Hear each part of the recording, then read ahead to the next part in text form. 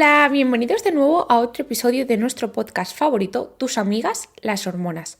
Hoy vengo a hablaros del omega 3 y la salud cardiovascular. Y es que hace relativamente poco tiempo, a principios de 2024, salió un estudio del que muchos medios de comunicación se hicieron eco y a mí me pasasteis alertados de ostras, Isabel, ¿qué pasa con este estudio que dice que el omega 3 aumenta el riesgo de fibrilación auricular en las personas sanas? Mira lo que pone en este periódico, etcétera, etcétera, etcétera. A mí, valorar noticias que se hacen eco de estudios sin no solo leerlo, sino interpretarlo y ponerlo en contexto del resto de evidencia científica, porque no nos olvidemos que la medicina, que la ciencia no es un solo estudio, sino que la medicina y la ciencia es un puzzle complicado con muchísimas piezas, un puzzle de más de 100, 200, esos puzzles complejos, donde cada piececita, cada contexto, cada estudio, cada mecanismo fisiológico que se descubre es una pieza del puzzle y la imagen final es la suma de todas y cada una de estas piezas. Por tanto, yo primero siempre aplico el principio de precaución cuando me pasáis una noticia. Primero porque esto que dicen los periodistas de nunca dejes que la verdad te estropee un titular, es cierto y cada vez más es sexy en salud ser extremista e interpretar como se quiera los estudios con el fin de crear ese hype, esa polémica, esa viralidad. Entonces yo no quiero participar de ese juego y entonces generalmente, a no ser que sea algo muy abrumador que considere que requiere mi intervención más o menos rápida, yo prefiero que la agitación pase y luego explicároslo con mi mayor conocimiento, mi mayor pausa y mi mayor calma. Entonces os voy a ubicar un poco en este estudio en cuestión, os voy a explicar cómo yo lo medité, lo estudié, porque esto no, cuando salió, me lo imprimí, lo subrayé, me lo estudié en detalle, todas y cada una de las referencias y lo integré con el resto de estudios, muchos anteriores, y lo comparé y todo esto dentro del efecto global del omega 3. El resumen, como siempre, es lo que yo os digo. Moderación.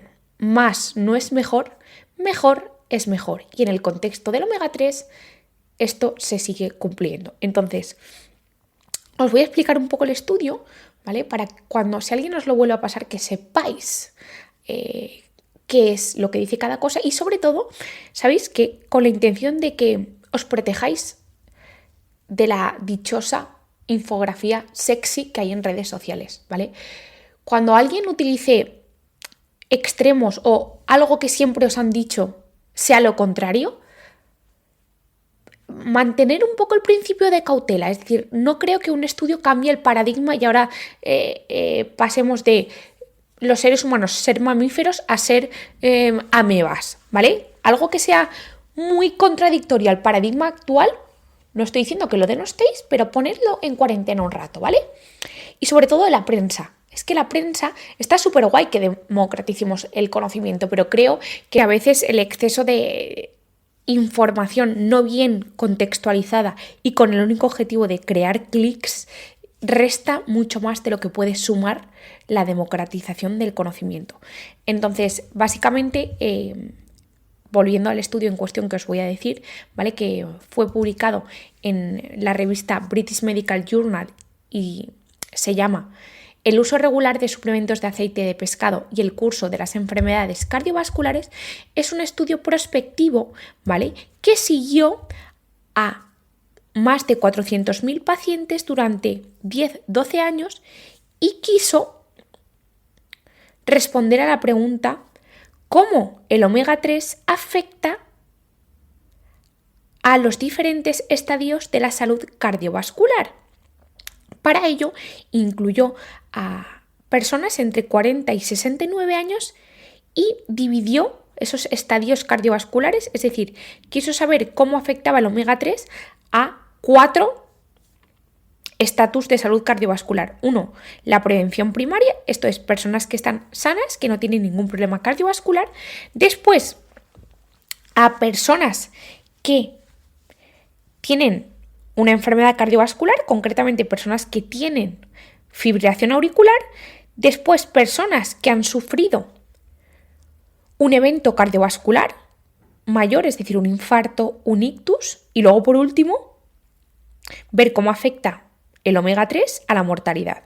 Entonces, tenemos un estudio que sigue a 400.000 pacientes durante 10-12 años, de entre 40 y 69 años, y quiere responder a la pregunta cómo afecta la toma del omega 3 a una persona sana, a una persona que tiene fibrilación auricular y al riesgo de sufrir ictus, infarto cardiovascular o muerte. ¿Qué es lo que concluye este estudio? Primero os digo las conclusiones y luego os voy a hablar de las limitaciones, que son, aquí es la parte clave y esto que no cuenta la gente porque probablemente no se lean el estudio y no lo incluyan un poco en la gran escala de toda la ciencia del omega 3. La conclusión es que el omega 3 puede ser beneficioso como prevención secundaria para personas con enfermedades cardiovasculares, es decir, aquellas personas que tienen ya una enfermedad cardiovascular, bien sea que hayan tenido un infarto, un ictus y hayan sobrevivido, o bien que tengan fibrilación auricular, el omega 3 puede ser beneficioso.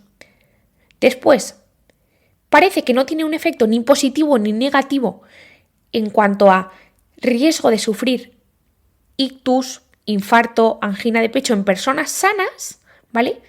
Pero, y aquí es donde cogieron la prensa, pero en personas sanas parece que los suplementos de omega 3 puede incrementar el riesgo de fibrilación auricular. Os recuerdo que no incrementa el riesgo de muerte, no incrementa el riesgo de infarto, no incrementa el riesgo de ictus, no incrementa el riesgo de angina en personas sanas, pero parece que en personas sanas, en contra de lo que pasaba en personas precisamente con fibrilación auricular, en personas sanas puede el consumo de omega 3 incrementar el riesgo de sufrir una fibrilación auricular. Aquí entiendo que te puedas quedar, ostras, ¿qué es esto? Y aquí se queda la noticia. Entonces todo el mundo, ¡oh!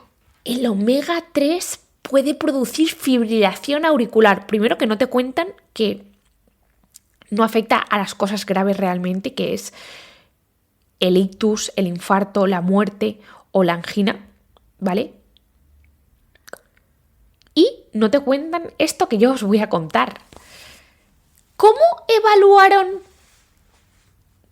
el omega 3? Es decir, estamos diciendo a la gente que el consumo de omega 3 en personas sanas puede incrementar el riesgo de fibrilación auricular. Pero, ¿qué es consumo de omega 3?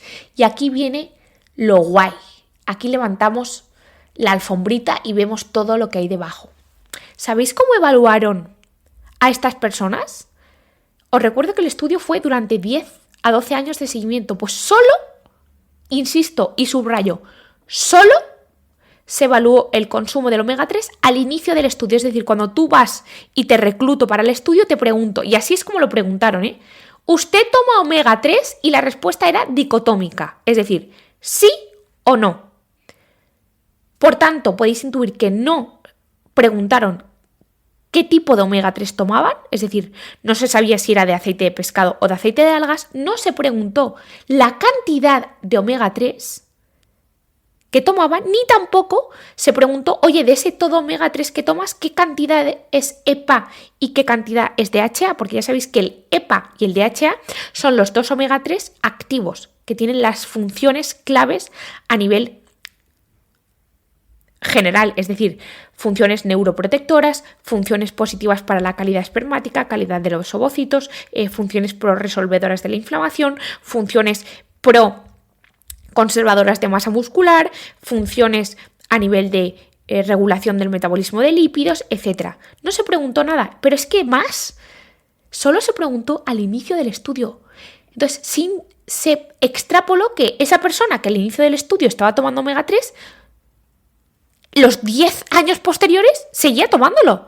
Oye, no señora, puede ser que esa persona que en ese momento tomó omega 3 a los 2 años se lo deje de tomar. O al revés, esa persona que tú inicialmente le preguntaste si tomaba omega 3 y no lo tomaba, puede ser que a los 3 años esa persona decida tomarse omega 3. Entonces, tú no puedes extrapolar lo que una persona hace al inicio de un estudio con, pues en los siguientes 12 años va a hacer lo mismo. Oye, no, perdona, esto así no funciona. Porque yo hace 10 años hacía cosas que ahora ni hago. Y todo el mundo hace lo mismo. Esta es la primera limitación gorda, pero súper gorda. Es decir, ¿cómo se evaluó el omega 3 en esto? Al inicio del estudio no se corroboró que esto se seguía así en los 10-12 años de estudio, tampoco se supo las cantidades de omega 3 totales, ni se desglosó el tipo de omega 3, ni las cantidades de EPA y DHA. Esto para mí ya es un red flag. O sea, esto ya es, ostras, no. No, porque... No, bien, cojo tu cosa con pinzas, pero no puedo extrapolar nada. Y esto no lo contaron en esas famosas noticias. Y yo me quedo mucho más tranquila cuando sé que, por ejemplo, en el 2020, un estudio muchísimo más grande, donde sí que se evaluó el consumo de omega 3 de manera mucho mejor, que se publicó precisamente en la misma revista del British Medical Journal, se corroboró, ¿vale? Básicamente era la asociación del consumo de omega 3 con los eventos cardiovasculares y la causa de muerte por todas las causas, ¿vale? Pues se corroboró que en este estudio de casi 500.000 de personas, el uso habitual de omega 3 parece estar asociado a un menor riesgo cardiovascular de todas las enfermedades, un menor riesgo de muerte por todas las causas y además proporciona un beneficio pequeño pero significativo frente al infarto de miocardio, ictus y otros eventos cardiovasculares en personas sanas. Con esto que os quiero decir que este estudio, que es más grande, que está mejor hecho, no proporcionó un incremento del riesgo de fibrilación auricular y sí que tuvo efectos positivos. Y esto se suma con lo de este estudio que muestra que en personas enfermas tiene un efecto protector y en personas sanas es neutro, pues ya entendéis un poquito cómo parece que va la evidencia. Y vuelvo un poco, Isabel, vale, he entendido las limitaciones del estudio, pero ¿me puedes explicar un poco esto de, que en una persona que está enferma del corazón o que incluso tiene fibrilación auricular, el omega 3 es protector frente a que precisamente empeore la fibrilación auricular o que tenga un ictus, un infarto o muerte, pero que en personas sanas, aunque no tiene un efecto ni positivo ni negativo según ese estudio, sobre muerte cardiovascular, sobre infarto y sobre ictus, ¿por qué en personas sanas parece que puede incrementar el riesgo de fibrilación auricular? Es como un poco raro, ¿no? Porque una persona sana le haga aparentemente daño y en una persona enferma le vaya bien. Es raro. Aquí todo vuelve a mi máxima que os digo siempre, siempre, siempre, siempre, siempre, siempre, excepto alguna vez, por no pillarme los dedos, voy a decir casi siempre. Más no es mejor, mejor es mejor. El omega 3 a nivel de conducción del impulso eléctrico cardíaco, que es precisamente cuando se altera, cuando pueden aparecer arritmias, entre ellas la fibrilación auricular, el omega 3 tiene un papel favorecedor, pero a dosis adecuadas, es decir, no hay que pasarse. ¿Por qué? Porque los ácidos grasos omega 3, el EPA y el DHA, permiten que una bomba del corazón llamada bomba sodio-potasio ATPasa, que es la necesaria para crear un gradiente eléctrico en el corazón que se permita que el impulso eléctrico se transmita y que el corazón se contraiga adecuadamente, está favorecida por el EPA y el DHA. Ahora bien, hasta cierto punto. Es decir, los estudios que han evaluado cuánta cantidad es la necesaria para producir esa función adecuada de esa bomba que le permite la contracción cardíaca, ha determinado que hasta 1,5 gramos al día de omega 3 la bomba funciona mejor. A partir de 1,5 gramos ya nos pasamos de frenada y especialmente a partir de 3 y 4 gramos esa bomba funciona demasiado bien, permite que el impulso eléctrico vaya demasiado rápido y ahí es donde puede aparecer el riesgo de arritmias, especialmente fibrilación auricular. Entonces, ¿entendéis? Hasta un punto está muy guay, es como imaginaos una curva de una campana. Hay un punto donde sigue mejorando, pero a partir de que llegas al punto máximo de la campana, más dosis empeora. Pero esto es como, siempre os lo digo, también esto pasa con suplementos como la ashwagandha, como la rodiola, pasa con un montón, es que más no es mejor, mejor es mejor. Hay un punto en el que ya no obtienes más beneficios. Y ahí está un poco la magia de saber cómo funciona el cuerpo humano, saber cómo funcionan los micronutrientes. El omega 3 hasta dosis aproximadamente de 1,5 gramos al día y solo a nivel de impulso eléctrico, ¿vale? Aquí solo estoy explicándoos el razonamiento de por qué ese finding, ese hallazgo de este estudio que os digo que salió en la prensa, hasta dosis de 1,5 gramos, permite que el corazón funcione mejor porque el impulso eléctrico fluye mejor. A partir de 1,5, especialmente entre 3 y 4 gramos, el impulso eléctrico va demasiado bien. Y por tanto, los estudios que han evaluado la dosis respuesta de omega 3 corroboran que hasta 1,5 gramos es adecuado, a partir de 1,5 bien, pero más de 3 y 4 gramos en general no se recomienda por el tema de la fibrilación auricular. Si a ti tu médico o tu farmacéutico o tu nutricionista te ha mandado más de 1,5 gramos y especialmente 3 o 4 gramos, seguro que te lo ha argumentado súper bien, ¿vale? Y tienes un razonamiento. Si dudas, pregúntalo, pero no quiero poner en duda lo que otros compañeros míos hayan hecho, ¿vale? Yo os digo que como médico, yo en general no estoy como muy a gusto recomendando dosis de 3 a 4 gramos por ese pequeño incremento del riesgo de fibrilación auricular en general. Entonces yo me siento mucho más segura diciendo, como mucho, en general, tomad hasta 1,5 gramos, ¿vale? De omega 3. Dieta y o suplementos en el caso de que quieras. Entonces ya, lo primero, os he descartado todo eso. Es decir, os he explicado por qué esa noticia y por qué esos hallazgos.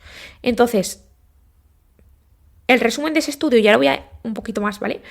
El resumen de ese estudio es que se siguió a 400.000 personas durante 10 o 12 años y se corroboró que en personas que tienen ya una enfermedad cardiovascular el consumo de omega 3 protege frente a la aparición de ictus, infartos y fibrilación auricular, que en personas sanas el efecto sobre ictus, muerte cardiovascular e infarto es neutro, es decir, ni aumenta ni disminuye, pero el riesgo de fibrilación auricular en personas sanas con el consumo de omega 3 está incrementado.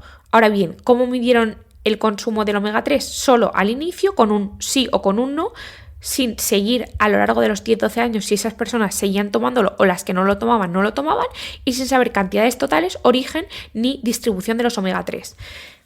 Otros estudios han corroborado, por ejemplo, el famoso estudio Vital, ¿vale? Que tiene muchos subestudios a su misma vez, concluyó que las personas que toman poca cantidad de pescado a la semana, si se suplementan con 840 miligramos de EPA y DHA, ¿vale? En este caso decidieron utilizar eso. Primero, no había riesgo de fibrilación auricular en personas sanas con esa cantidad de EPA y DHA. Y después, que disminuyó el riesgo cardiovascular. Concretamente, disminuyó un 40% el riesgo de infarto de miocardio y disminuyó un 19% la suma de sufrir un infarto, sufrir un ictus, sufrir otro evento cardiovascular mayor o morir por un evento cardiovascular. Es decir, este estudio un poco pone otra pieza del puzzle más en lo que os he explicado, que es dosis adecuadas de omega 3 que no sean excesivas, a nivel cardiovascular tienen un efecto protector y no incrementan el riesgo de fibrilación auricular. esta explicación parece que es porque el omega 3, en concreto a nivel cardiovascular, parece que estabiliza las placas de arteriosclerosis, incluso pueda llegar a reducir su tamaño. Y en este contexto hay un metaanálisis realizado con más de 80.000 personas que incluyó a estudios donde se emplearon diversas cantidades de omega 3 y diversos resultados. Y lo que corroboró es: los ácidos grasos omega 3 tienen papel protector a nivel cardiovascular. Ya sabéis que los omega 3 tienen otros efectos a nivel cognitivo, a nivel metabólico, a nivel antiinflamatorio, etc. Pero yo me estoy centrando en esto cardiovascular para este podcast, ¿vale? Pues este metaanálisis, que incluyó más de 80.000 personas y que incluyó diversos estudios con diversas cantidades de omega 3, concluyó que existe una dosis dependencia entre el omega 3 y el riesgo de eventos de fibrilación auricular, corroborando lo que os he dicho, que es que a partir de ciertas cantidades el omega 3 puede no ser muy bueno con respecto a la fibrilación auricular, y estas cantidades parece que son entre 3 o 4 gramos. Entonces, en general, si tú quieres beneficiarte del omega 3 y no quieres tener ese incremento del riesgo de fibrilación auricular, yo recomendaría no pasaros, de 1,5 o 2 gramos, especialmente no tomar 3 o 4 gramos al día de omega 3. Es algo un poco lógico, ¿no? Entonces, un poco, Isabel, ¿cuál es la estrategia del omega 3? ¿Qué nos recomiendas tú del omega 3? Porque ya he entendido que más no es mejor, que mejor es mejor, que en general el omega 3, cuando se consumen en cantidades de hasta 1,5 gramos, tiene un efecto protector a nivel cardiovascular, que disminuye el riesgo cardiovascular, disminuye el riesgo de muerte, que no tiene en esas dosis un riesgo de fibrilación auricular. ¿Qué hago? ¿Cómo puedo tomar omega 3? Lo primero, hay que medir el omega 3. El omega 3 no es necesario medirlo en sangre, ¿vale? La verdad que no es necesario, pero ahora bien, Isabel, yo quiero medírmelo porque quiero saber qué porcentaje de omega 3 tengo, porque igual yo lo estoy tomando suficiente con la alimentación y no quiero tomar un suplemento, que es perfectamente válido también la estrategia de medirlo. El omega 3 se mide en la superficie de los eritrocitos, ¿vale? Es lo que se llama índice eritrocitario de omega 3. El índice adecuado está entre 8 y un 12%, es decir, menos de 8% de omega 3 en la superficie de los eritrocitos se asocia con un mayor riesgo cardiovascular, concretamente y especialmente un índice de omega 3 por debajo del 4% se asocia con un incremento del riesgo de muerte. Y concretamente, las personas que tienen un índice de omega 3 por encima del 8%, con respecto a aquellas que tienen un índice de omega 3 menor del 4%, tienen un 30% menos de riesgo relativo cardiovascular. Es decir, aquellas personas que tienen mayor cantidad de omega 3, es decir, entre un 8 y un 12%, no se sabe lo que pasa cuando tienes más, por tanto, por eso os digo que más no es mejor, entre 8 y 12% de omega 3 en la superficie de los eritrocitos, esas personas tienen un 30% menos de riesgo relativo de sufrir un evento cardiovascular con respecto a las personas que tienen menos del 4%. ¿Isabel, qué sucede entre 4 y 8%? Es una zona gris, es decir, no estás tan mal como quien lo tiene por debajo de 4, pero tampoco estás tan bien como quien lo tiene por encima de 8. Entonces, si tú te lo deseas medir, que se puede medir en los análisis, en la seguridad social no os lo van a medir, ¿vale? Ya me anticipo la duda. Eso generalmente hay que pagarlo. Creo, hasta mi saber, que vale como 50 euros, ¿vale? Creo. Hay sitios que vale más caro, pero en general creo que 50 euros. Tarda como 2 semanas en medírtelo, ¿vale? Si lo tienes por debajo de 8, sí que sería un palmadita de ostras, hay que mejorarlo. Si lo tienes por debajo de 4, sin duda que sí. Y si lo tienes entre 8 y 12, te puedes quedar tranquila. Entonces, Isabel, yo me he hecho los análisis y tengo un índice de omega 3 del 6%, del 5%, que de hecho los estudios que han valorado, de hecho hay un estudio, una revisión que se llama Scoping Review, que se titulaba La influencia de los suplementos y la ingesta dietética de omega 3 en el índice de omega 3, corroboró que las personas que siguen una dieta omnívora tienen un índice del 4 al 5%, es decir, tampoco lo tienen muy alto y ahora veréis el porqué, porque los pescados que tienen omega 3 son complicados de conseguir y que se debería tomar en torno, depende de los índices, en torno a 1 gramo al día para subir de ese 4% a un 8%. Una vez que lo tienes en 8%, con que tomes 250 miligramos al día se puede mantener, 250, 500, ¿vale? Isabel, yo no quiero medirme el omega 3 porque no puedo, etcétera. ¿Correr un riesgo de tomar omega 3? No, es que el omega 3 es un nutriente esencial, es que hay que tomarlo, es que tu cuerpo lo necesita y no es capaz de sintetizarlo en las cantidades adecuadas. Por tanto, el omega 3 hay que ingerirlo sí o sí. Entonces, ¿cómo puedes tener un nivel adecuado de omega 3? Haciéndote análisis o sin hacértelo. Primero, con la dieta. Si consumes pescado, ahora os diré qué pescados tienen más omega 3 y si es una dieta vegana, esto es mucho más complicado, ¿vale? Hay mucha polémica, yo os digo que tendrías que ser súper diligente, es decir, todos los días deberías tomar 30 gramos de semillas de chía y en menor medida de linaza porque tienen menos y o al menos 3 cucharadas de aceites de semillas de linaza para conseguir el mínimo del ácido graso ALA, ácido alfa-linolénico, y suponer que tienes la genética suficiente para que la conversión, que es bajita, que es entre un 6 y un 8% del ALA a EPA y solo un 1 o un 2% del ALA a DHA, se convierta. ¿Es posible? No os voy a decir yo que no, pero en general yo a la gente que sigue una dieta vegana casi siempre le digo que al menos el mínimo lo tengan cubierto con un suplemento si lo pueden. Oye, no, que yo me tomo salvajadas de semillas de chía y de linaza, pues perfecto. Vale, yo os digo el consejo que yo daría. Ahora bien, no estoy diciendo que sea obligatorio, estoy diciendo que se puede conseguir con una dieta vegana, pero que tendrías que tomarte 30 gramos al día de semillas de chía y o de linaza un pelín más y o el aceite de semillas de linaza, ¿vale? Porque los frutos secos no son fuente de omega 3 en general buena, son cantidades residuales.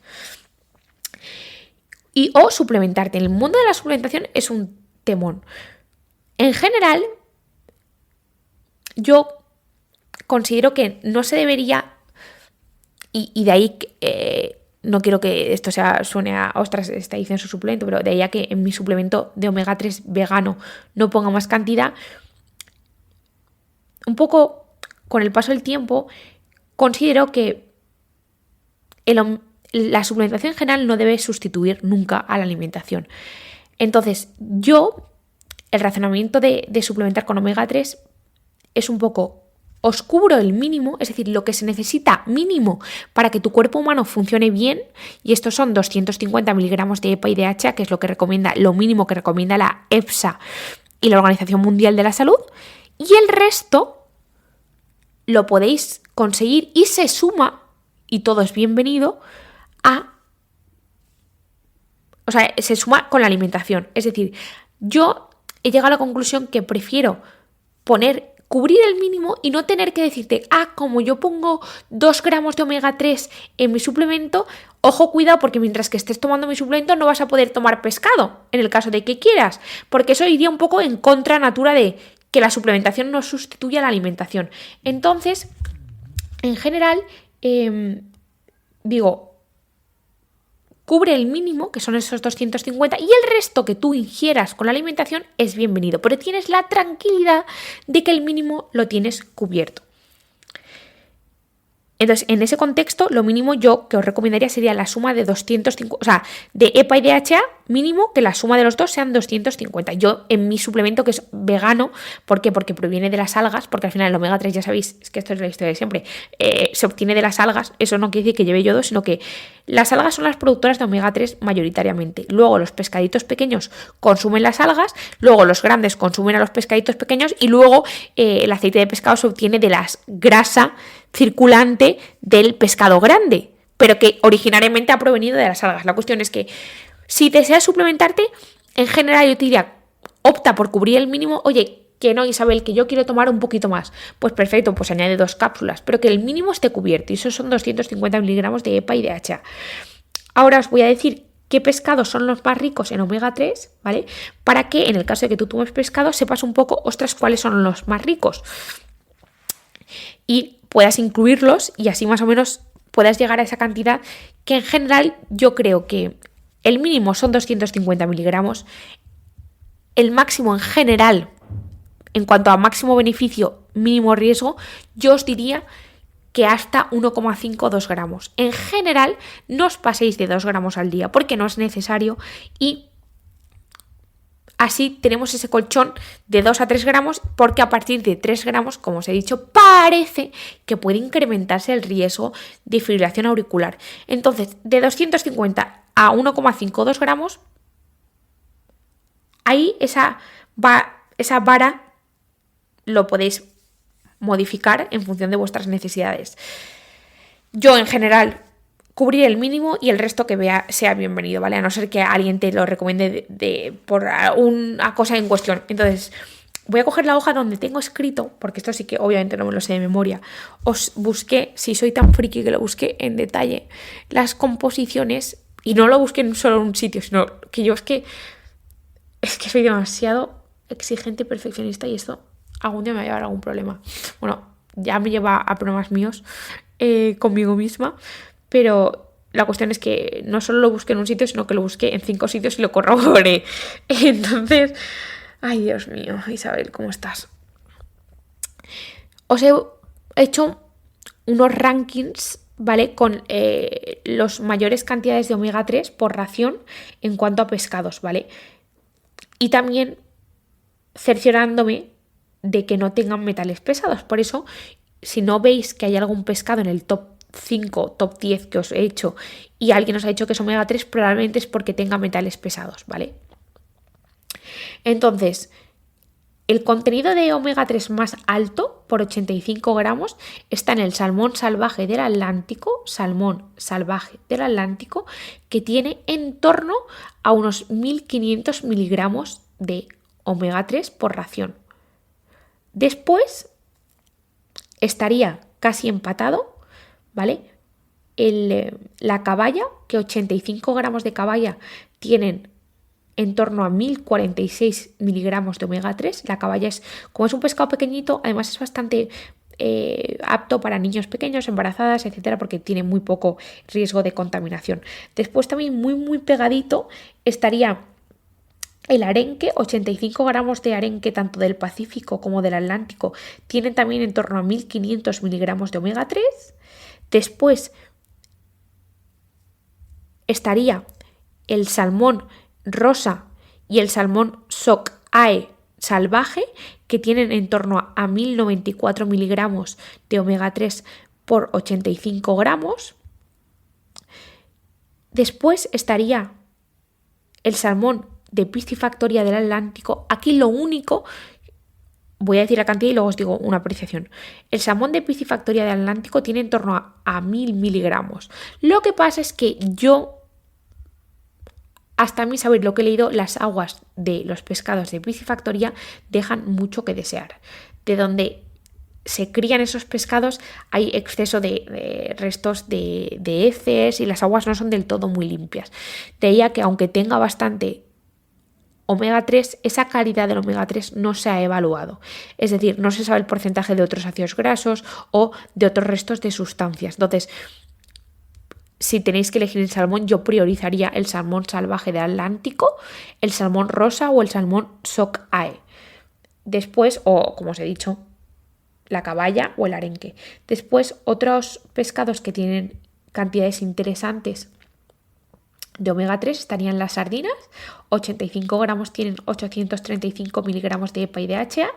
Después estaría la lubina, que 85 gramos tienen 648 miligramos de EPA y DHA.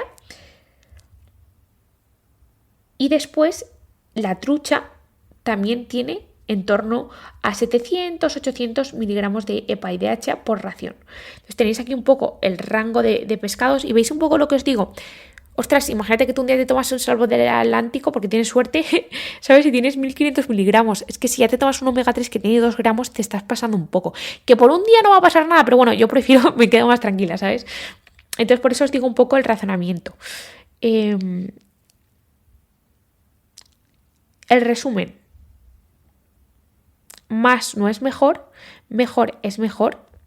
En el caso de que queréis suplementaros con omega 3, simplemente aseguraos que no sean grandes cantidades, cubrir el mínimo, que son 250 de EPA y DHA. Si queréis extra podéis tomarlo, pero en general no os paséis de 1,5 o 2 gramos, además porque os sentará mal. Podéis comprar de pescado o de algas, yo el mío es vegano, es de algas y tiene 250 miligramos de EPA y DHA, pero comprad el que queráis. El mío está en mi marca de suplementos IVB Wellness Lab, pero insisto, comprad el que queráis.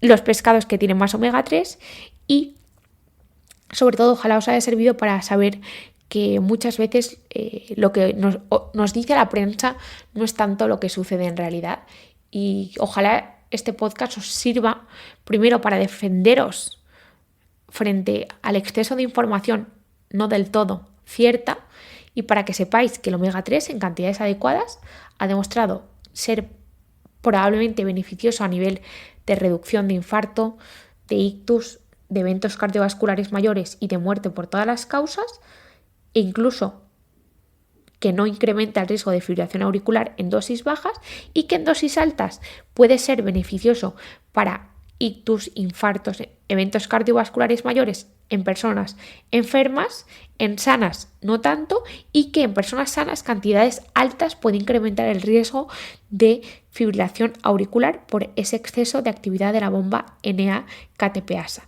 Nada, que si os ha resultado interesante que lo compartáis y que me contéis, y un besito muy muy muy fuerte y nos vemos en el próximo episodio, ¿vale? Adiós.